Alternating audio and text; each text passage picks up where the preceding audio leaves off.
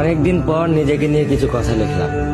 ধ্বংসের দিকে তাকিয়ে মুচকি হাসি দেওয়া অদ্ভুত মানুষ আমি। হয়তো আমি পাগল, হয়তো অনুভূতির ভিতরে কোনো এক গভীর অতল দুঃখ বাসা বেঁধেছে। তবুও নিজেকে জোর করে হাসাতে শিখে গেছি। যেদিন ভেতরটা একবারে ভেঙে গিয়েছিল, সেদিনও বাইরে থেকে এক চিলতে হাসি মুখে নিয়ে সবার সামনে দাঁড়িয়েছিলাম। কষ্টগুলোকে আমি বন্ধু বানিয়েছি, একাকিত্বকে আপন করে নিয়েছি। মানুষ ভাবে আমি হয়তো সুখী, শক্ত, নির্লিপ্ত, কিন্তু তারা জানে না প্রতি রাত আমার এক একটা লড়াই।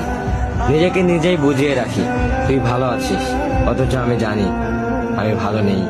ভেঙে যাচ্ছি প্রতিদিন একটু একটু করে, আর এই ধ্বংস হওয়াটাকে যেন ভালোবেসে ফেলেছি। আমি সেই মানুষ যে হার মানার আগে হাসে, কারণ জানি কান্না দেখিয়ে লাভ নেই। পৃথিবী শুধু শক্তদের মনে রাখে, দুর্বলদের নয়। তাই আমি অদ্ভুত, আমি অনুভূতির আগুনে পুড়ে যাওয়া নীরব যোদ্ধা।